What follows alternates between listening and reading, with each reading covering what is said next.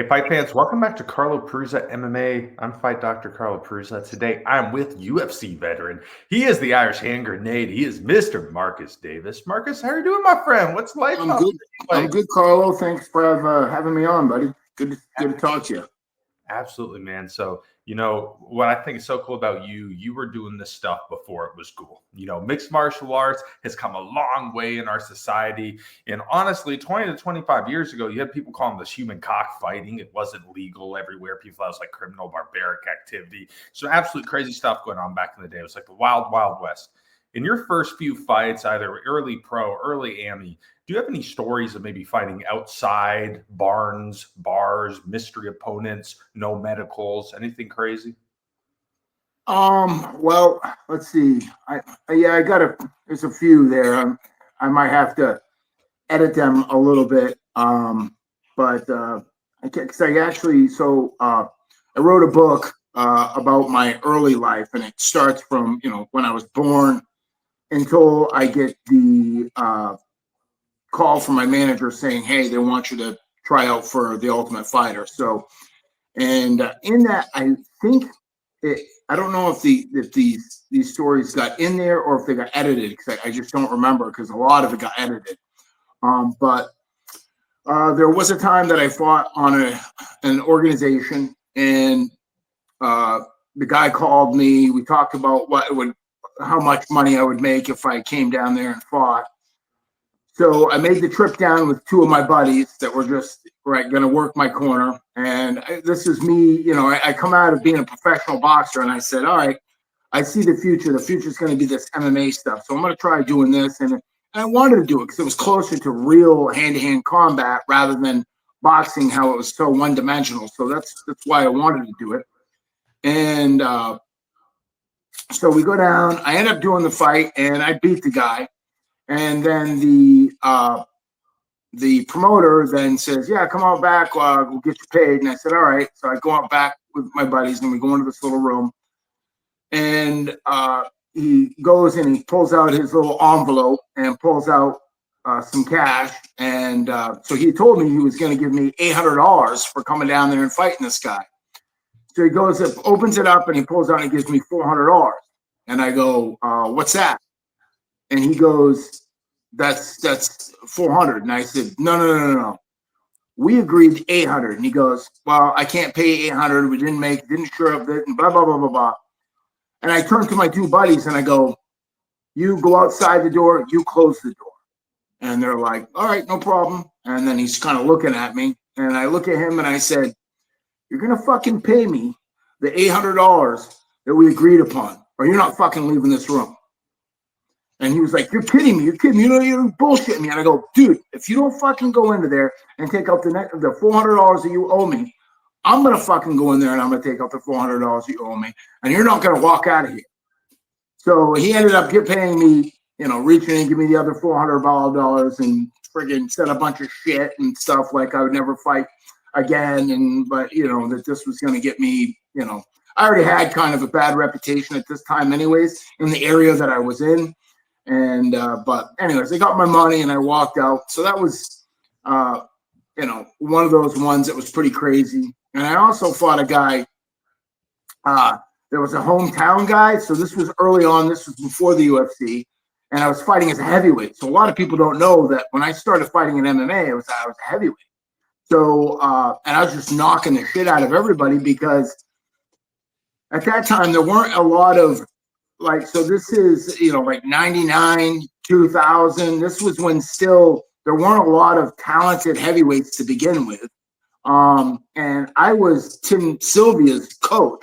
So I would spar and I'd work with Tim. And at this point, Tim was about to become heavyweight champion, because he got that in 2003. So we're about three years before he became champ. And so I was fighting this guy that was a karate guy, right? A straight up karate guy that had a karate studio in this town that I was in. And I ended up just, beating the tar out of this guy. And when I did, everybody in the whole place started booing when they stopped the fight. And This is kind of a part that I got to put in there. So when I'm on top of this, I'm mounted on this guy, and I don't even know how to grapple. I can barely spell grappling at this time. So all I was just a guy that had a traditional martial arts background originally, so I could kick a little bit, but not great. But it was mostly hands, and more of a counter wrestler kind of, because at this point I had gone to Team Militich and trained some with those guys and whatnot. So but it was still really early in my career. So I'm on the guy and I'm just smashing this guy, right? And he's got his hands up like this and he's screaming, I quit, I quit, I quit. And I'm just smashing him. So, they tell you that, they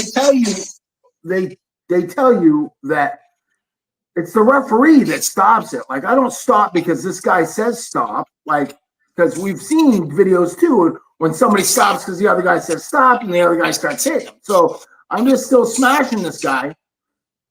And he then turns his head and he puts his arms up right there.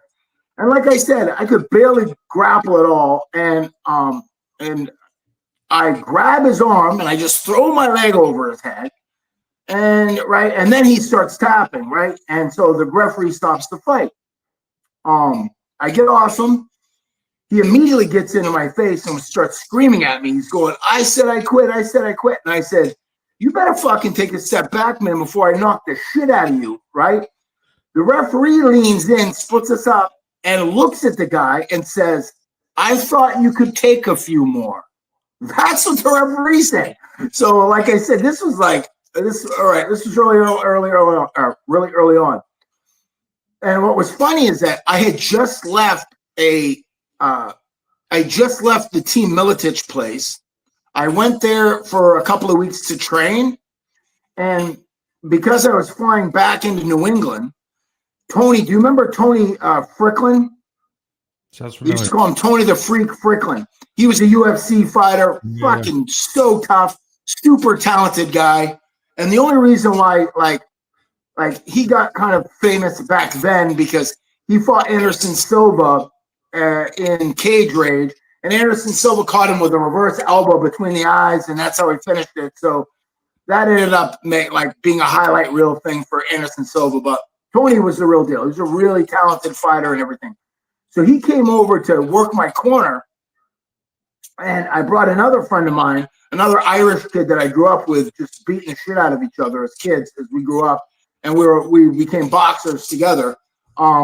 His name was Sean Darby, and so I look to the outside now, and they're fighting the fucking crowd, like the people in the crowd, because they were booing or whatever. So all these people that came to watch this fight came to watch the guy that I just kicked the shit out of. And anyway, so it was just mayhem. But those were the early days before all that. Yeah, it's crazy shit. So, in my opinion, MMA, UFC really started picking up a lot of leverage and started going on the path it is now in 2005 with the first season of The Ultimate Fighter. Obviously that finale with Forrest Griffin, Stephen Bonner did such huge things for the sport. You were able to get onto the second season of The Ultimate Fighter. Where were you when you got the phone call that you were being offered this opportunity? What was that? Was the last question? Where were you when you got the phone call that you're being offered to be on the show? I was sitting in my apartment in a place called Brewer, Maine, which is right outside of Bangor. I owned a martial arts place at that time in Brewer. So, and I had this crazy roommate. So it was me, and this guy's name was Colin Clark. And anytime he would meet somebody, he'd put his hand out and he'd shake their hand and go, "The name's Colin, like your ass." And that's what he would say. So he was a sniper in the Army. So he was my roommate. And I'm sitting there, and I got the call from a guy named Joe Cavallero. Joe Cav, shout out to Joe Cav, who was my manager. And he's like best friends with Dana White. So that's why you got to have a manager like Joe. So he just called me and said, "Hey, man, pack your bags. You're going to go out to the tryouts." And that was it. I got that call. and went out there, went through the tryouts, and luckily made it through that. And yeah, the rest was history. How did you enjoy the dynamic of having your phone taken away, basically being removed from civilization and getting to live with a bunch of fighters? Yeah, you know what? Like I had no problem with that because I had a real, I wasn't a big social media guy. I wasn't at that time I barely knew how to use a cell phone. And I had been, as a kid, I was locked up for like 6 months. And I had a rough life. So all that stuff, that had no problem. But I was like the oldest guy in the house. So I was already past, like, I didn't start doing MMA until I was in my 30s. So I was just already, I was kind of settled in. So I wasn't as wild, I guess, as the rest of them that were younger. They were still kind of like a little bit more, into partying and stuff like that. So I was cool. And I wasn't, and when they would ask me to like do things, like they would try to spice it up. Like I tell everybody, reality TV is just the opposite. It's not reality. I just refused to kind of play along. I just wouldn't do it. So I was kind of like the boring guy on there. Like, so everybody called me Uncle Marcus because I was like the older one, and I just was like, wasn't into any of the shit talking and all that stuff. I just wanted to get on, do the business, and get out. I was kind of a reformed street rat at that time. So. Following the show, you're able to get into the UFC, obviously. Following the loss against Melvin Gillard on the finale, you on a really nice win streak. And, one of those fights was against Pete Spratt, a finish that I will never forget, the Achilles lock. Want to walk me through that one? Yeah. So that one's interesting because at that time, Pete Spratt had been spending time at Sit Yau Tong, which is where my home camp was. And I told Mark, I said, hey, Mark, you know what I'm going to do? I'm going to fly out and I'm going to do my camp with George Gurgel. So I'm going to go fly to Ohio to George, train with him because I don't think it's right for me to put you in a position where you were training Pete and now, right. And he just was like, yeah, it's really cool. I understand. And that was that. So I flew out and obviously George is known mostly for his jiu-jitsu, or he should be known mostly for his jiu-jitsu, but he's a dumbass and he bangs with everybody they can get in the ring with because he has something to prove. But anyways, so I went out there and obviously because, I wanted to fight a smart fight and I knew that Pete was a very, very talented kickboxer. I felt like my hands were much more superior, but Pete's kicks are like, his kicks are like, I'd be a 1 and he'd be a 10 for kicking. He's just a awesome kicker, super powerful. Anybody can remember he stopped Robbie Lawler on leg kicks. So I knew what I was getting into with the kicks. So I wanted to make sure that I, got in close to set up my hands, and then I would set up some takedowns and stuff like that, get him on the ground, try to beat him up and wear him down because he had a reputation for tiring through the wrestling at that time. So that was my plan, and then to catch the submission at some point. And, obviously he was giving up his legs a lot in that fight, and I paused and said, when he was doing that, I was like, no, I'm not going to go for it. He could be baiting me. So I would, rather than go for the leg lock, I would just try to settle back in and keep him on the ground and keep beating him up. And I took his back and stuff. I couldn't get the choke.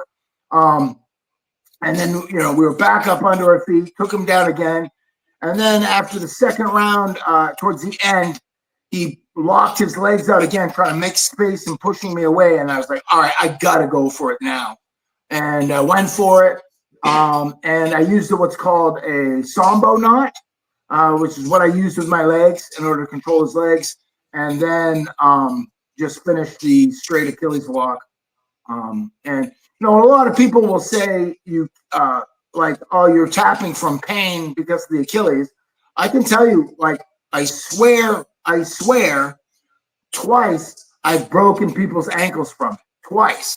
I've literally snapped it, and because they didn't tap, and they after that they were screaming and hollering. But yeah, you can completely, like, it's not just pain. If you don't tap to that, you could potentially, tear an Achilles or break an ankle. I think another highlight from your career, the fight over Jason Tan, the beautiful first round finish there. I think like a minute and a half within the first round. Walk me through those punches that ended it. Yeah, so couldn't get a lot of information on Jason Tan going into it. I knew that he'd fought in cage rage in some fights over there in England. And this fight was going to be in Belfast, Ireland, which was pretty cool, right? If you know anything about the history of Ireland, unfortunately, it's split into two separate countries. Like you have Southern Ireland, which has its own president, and Northern Ireland is owned and occupied by England still. So they use the pound, and Southern Ireland uses the euro. So I knew I wasn't going to have the kind of following that I would have in Southern Ireland, but I still had a pretty good, crowd there. But there were obviously a lot of people there to cheer him on. So went into that fight, and just in that fight, from what I had seen of him, the little bit I'd seen and what I heard, I knew what I had to do was stay low, right? So if anybody goes back and watches that fight, you'll see I crouched really low, which makes me more susceptible for getting kicked and stuff, which is what I expected. But I was doing so because I wanted to stop the takedown.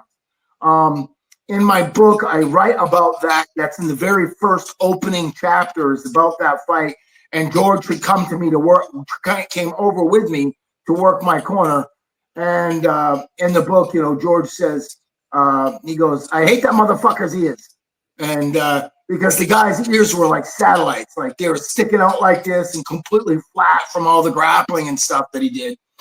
So I wanted to make sure I could stuff his takedowns, and which that's why in that fight, if you watch it, he's really busy with kicks. Well, the problem is this, right? If you're kicking, right, I was really good at people who kicked closing the gap pretty fast. I'll go back to like when I fought Just Leo Don, I knocked him out cold because he kept throwing kicks, and I timed his last kick he threw to my leg. I stepped in and caught him with a left hand in the brachial plexus. And when I hit that, he stiffened out and he hit the ground. And then I jumped on him and knocked him out.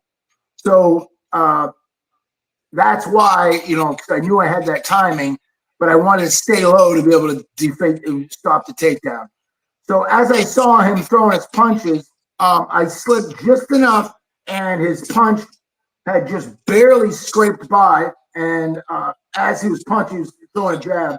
And as it scraped by, I came back, some left-handed. I came back with a right hook, which caught him, on the chin and dropped him. And then I passed his guard and just started hammering him. And then he kind of stiffened out for a second. The referee pulled me off, and he kind of like came to and tried grabbing my leg. And then I kind of pushed him back, and I was going to hit him again. And the referee kind of pulled him off. And as you see, the referee kind of backs him up, and he's just, he's still on wobbly legs. But yeah, that was the Tan fight. You fought what I would say a time in mixed martial arts where you could call the golden era of MMA. You had all those household names, those pioneers who helped make it what it is today. Now, it's great. There's a lot more shows than it was back then. You're probably having 40 to 45 UFC shows a year. You have all these other promotions now. It's not hard to watch a fight anymore. The roster's so much bigger. It allows guys from the regional scene more opportunities to do this. But do you feel like the mystique in the aura is different now than it was when you guys were fighting back in the day? It is different. It did go from, like you said at the beginning, cockfighting to a regulated sport, but still, it felt like when I was in my time, it felt like we were fighters, right? So, like I grew up on, not really the dangerous streets, but I was homeless at one point and lived with a refugee family from Laos, and I was fighting on the streets all the time. I had 13 assault charges, convictions, not assault, 13 convictions of assault by the time I was 14 years old. And then I got locked up in a juvenile detention facility at 15 and spent some time there. And then when I got out, I joined the cops that were arresting me said, hey, if you stop fighting on the street, you can box in the police athletic league. And that's when I started boxing and stuff and doing my amateur fighting. So I was always fighting, like all the time. That's all I wanted to do. And so that's how I grew up. So you guys like me, guys like Chuck Liddell, Phil Baroni, all these like guys that you would look at and go, yeah, that guy's a fighter. Then towards, later on, you got these super athletes. Now, these are guys like John Jones has brothers that play football. John Jones could have played any other sport he wanted. Demetrius Johnson, phenomenal freak athlete, right? That guy could do anything he wanted. So people who could play any sport they wanted, they then said, well, hey, you know what? I'm so athletic. I'm going to try this MMA stuff because it's an easier way to get into professional sports than it is trying to, join a team of only maybe 12 athletes, right? And be the star on a 12-athlete team. And now you got to count on other people too. You can be an individual and, hone your craft. And if you have the right fights, you could become like one of the, known as one of the greatest fighters. So, right, if you're already a gifted athlete, you got great, fine, and complex motor skills, that's most likely going to mean you have good timing. And then your training is going to increase your speed and your power, right? So the only thing you're missing maybe is that nasty, that kill switch. That may be missing, but nowadays you don't really need that. Like, it's not a necessity, But yeah, that's just how I feel about it now. I think right now it's about the athleticism and these athletes. And I'm not saying these guys, all of them aren't fighters. There's definitely guys in there that are fighters. I'm just saying that there's way more guys that are pure athletes than there are guys that are just, fighters. In this day and age, I think one of the things that we're seeing more and more is entertainment and personality. Let's face it, you have to be a character in this day and age to get a title shot to make big money in combat sports. You saw Tito Ortiz, I think one of the first guys who started this. Chael Sonnen did it a little bit. Obviously, Conor McGregor revolutionized everything, and now you have people. They're being people they're not. They're putting on facades because they know that's the way to make the big bucks in the sport in this day and age. How has personality impacted mixed martial arts? Yeah, right, 100%. Chael Sonnen is like one of my favorite ones. He's such a gifted talker, obviously he influenced Conor McGregor quite a bit. McGregor had a great mouth. Tito Ortiz. He talked to talk as long as you could only have him on that mic very short, because if you have not watched a highlight reel of how dumb is Tito Ortiz, you should watch one, because it's incredible. Like, his shit talking it's hilarious. So,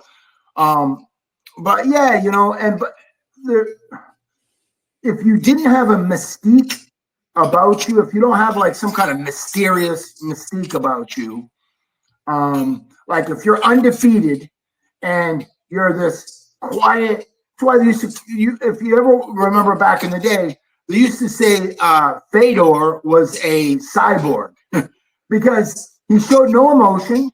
He would go in there and he would just smash people and walk away and never like raise his hand. He'd knock people out and casually walk back, and that would be it. So that sold him because he was just that guy. He was like a stone cold killer. Mirko Kokop, he was that way. Quiet, could just go in, smash you, and do a highlight knockout. We're not seeing that now. Now it's about these guys, running their mouth, and and it adds to it, right? It does add to it. Like what kept Colby Covington, relevant and still in MMA. When I say relevant, don't get me wrong. I'm a Colby Covington fan, and people are probably not going to like that. I love the way he fights. He's one of my, I don't usually watch much of the UFCs anymore, but I'm watching tonight because he's on the card. And I love the way he right, and he does. So he's like, anybody that knows him before all this, as far as meeting him in person, he's one of the nicest people you're going to meet. Like, he's just a good guy.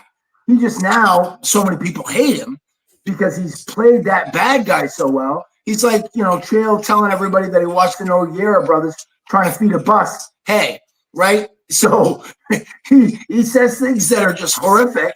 People, right? I laugh like you're laughing right now hysterically when these guys say this shit.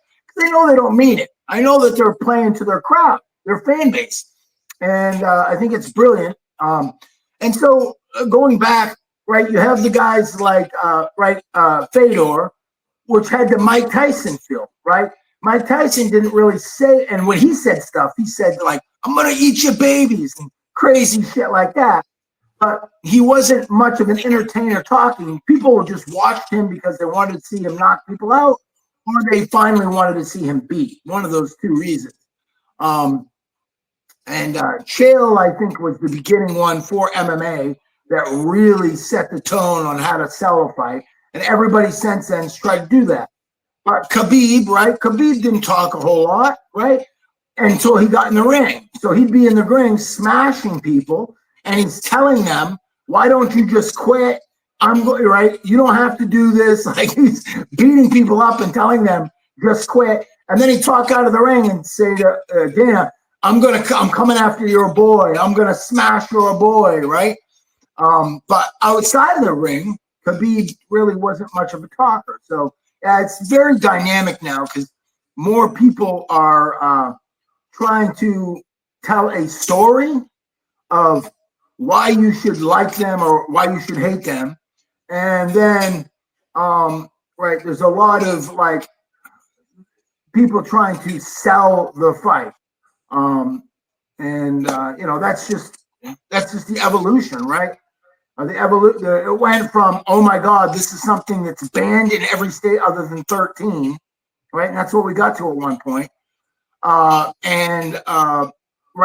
and this came from the backyards and streets of Brazil, and so to now where it's as popular as maybe not soccer because that's around the world, but it's up there. It's competing with boxing.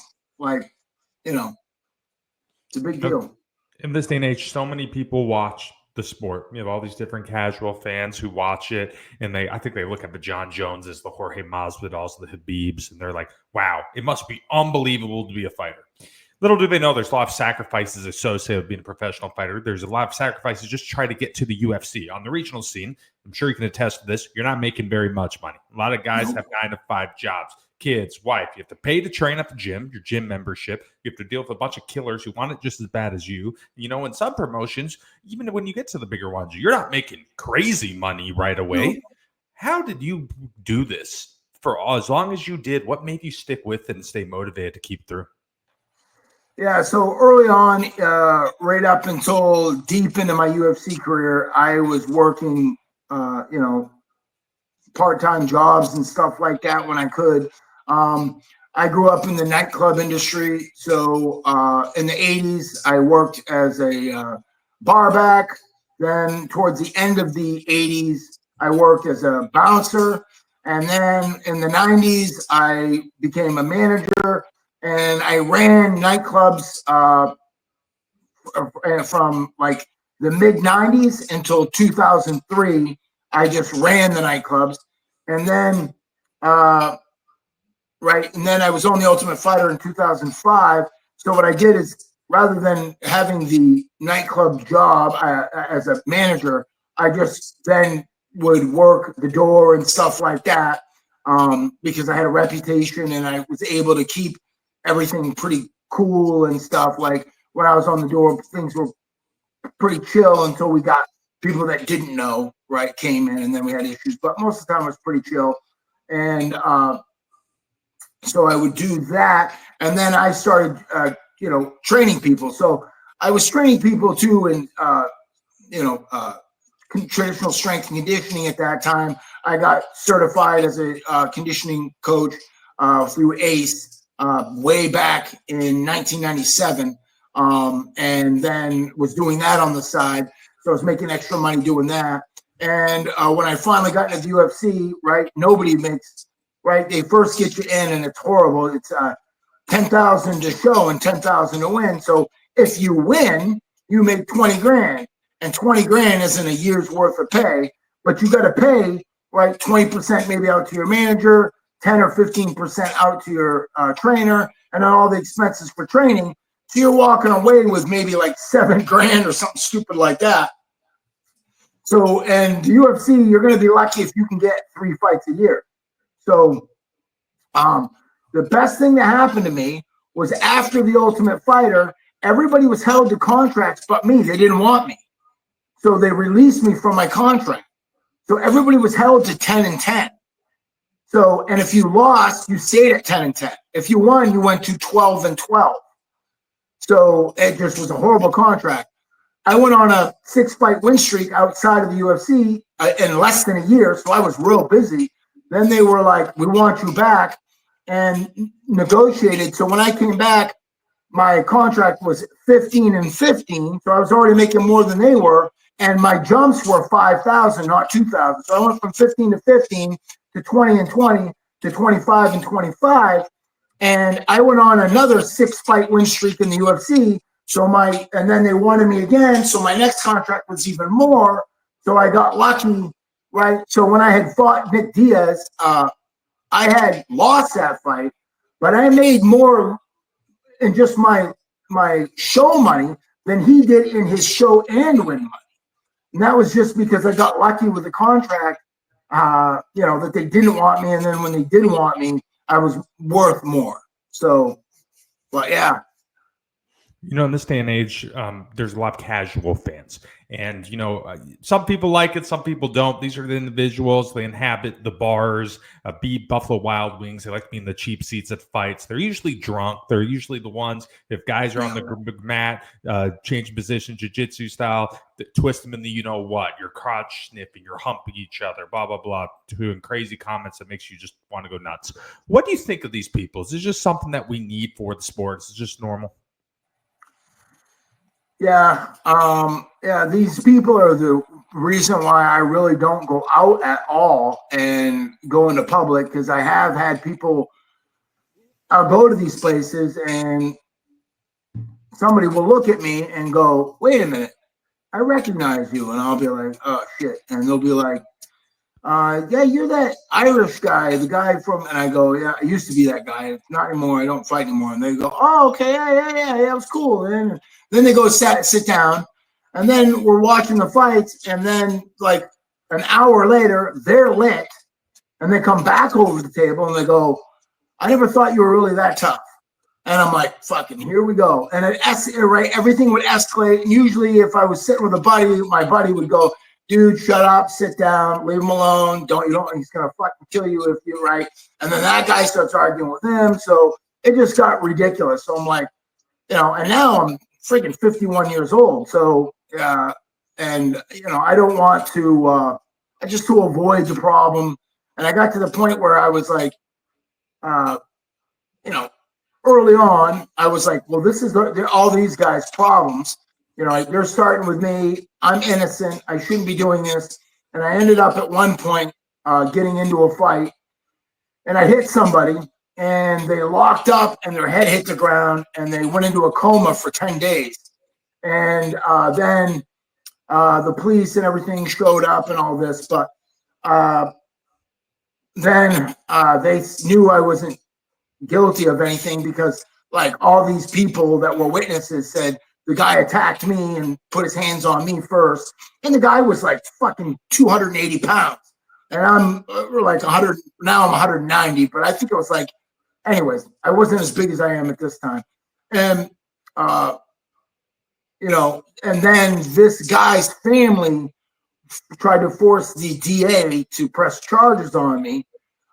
So then I had to go in front of a grand jury, and then they didn't find any. So I ended up getting out of that. But it was scary because, right, I could end up going to prison for a felony assault or something like that. So then my mindset changed, and I go, no, you know what? I'm making the decision to go to places that are potentially dangerous for me to go to. So I do have part in this. So what I'm going to do is I'm not going to go to these places. And if I want to watch the fights, I'll watch them at home. And if I'm going to, right, and when I do go out, it's not to bars because, someone like me can't go there because I got to understand there are stupid people that will drink too much, and if somebody recognizes me or whatever, it's potential problem. So I just avoid it altogether. How do you think mixed martial arts has, changed you, it's made you evolve as an individual? Well, it did a lot of great things for me. It fueled my passion for fighting, but then I had a couple of role models that did come into my life that made me kind of move in another direction, which was the intellectual direction. So I ended up getting a degree in biomechanics and physiology. I'm a biomechanics specialist now, and that's what I do for a living. And I'm a physiology nut and all this stuff. I'm the most boring person. Like, I have no idea what's going on in culture right now. I don't watch movies. I read clinical data. That's what I'm into. So that's why I'm now single, because I'm not fun. That's it. Right. So, but the main thing that it did that was great was it provided for my children. So it gave them, my kids got to go to private school. I got to pay and help with college educations. Now I'm a grandfather. Like, my oldest child is 34 years old. I have 4 children. They're all adults, but it's just great. And that's what it did. It provided for my family and opened up doors for me. Like, so I moved to North Carolina. I had spent some time doing some training and stuff with some military people. And when I came down here, I got involved in law enforcement, and then I trained 8 of the police departments here. Then I became a trainer for what's called the NCTOA, which is the North Carolina Tactical Officers Association. It's the association that all the SWAT teams in North Carolina belong to. So I became a instructor for their symposiums and stuff like that. So I would go and I would show her like higher level handcuffing techniques, weapon retention, and stuff like that. So that opened up all those doors was because I was, the UFC guy, but I wasn't showing UFC techniques. I was showing, controlled force techniques, right? That, right, don't look so bad when it gets caught on film, right? The cop's not, grounding and pounding somebody. He's getting compliance through pain, and people can't really tell what's happening. But, and so I've been doing that. That wouldn't have happened if I had not done MMA. All right, Marcus, last question for you, my friend. What's next for you? What are you looking to accomplish going into 2025 here? I don't know. I'm starting to get a little antsy, a little bored. I retired in 2014. Then I got a little antsy, and then in 2019, I did like a super fight grappling match here, and I won that. And then a couple years went by. I got a little antsy. I came out of retirement. I had one fight back in 2021. And I won that in 1 minute and 9 seconds of the first round by triangle choke. And I retired again. I have heard that there's a new company that's out there. I think it's called GFL, that are just hired. And it looks like the people that they just signed or hired were all big heavyweight. They all look everything that I saw. So I don't know, maybe something like that. But right, I'm in better shape. Like if anybody ever goes, like one of the last things that I posted on my Facebook and in my Instagram was that I'm looking for. I have a few client openings and stuff, and I'm in better shape at 51 because you can see it in the pictures than I was when I was even fighting. Like as far as you know, the visual physical shape. Now I'm obviously nowhere near as quick as I was. I live in reality. My hand and eye coordination isn't going to be what it used to be. But I am physically much stronger than I used to be because of the numbers. The numbers show that I'm physically stronger. And my grappling is much better than it was ever when I was in the UFC. And as far as my strength, like I said, and then my overall conditioning wise, like time over tension, which is the connection to strength, is higher. The power is the punches is there, but obviously the fatigue factor could possibly be there. But anyways, I'm all looking at potentially if they do reach out or if I can talk to somebody from there, maybe they'll have room for me to come back. And I wouldn't do it for very long. I might do it for maybe a year or something like that, and then go back to. So I do really well right now. I make a really good living. So right, I'd be kind of risking that a little bit, but it depends. Like I said, I'm a little antsy, and I wouldn't mind competing every now and then. Awesome, Marcus. Well, hey, I wish nothing but the best for you, and I really appreciate your time this afternoon sitting down talking with me, brother. All right, Carl. Hey, have a wonderful holiday. Merry Christmas and however you celebrate it. Be safe, and God bless, and everybody out there, happy holidays. Absolutely. You too, Marcus. That's it for us tonight. That is the Irish Hand Grenade, Marcus Davis, and Fight Dr. Carl Prusa. Just ground fight fans.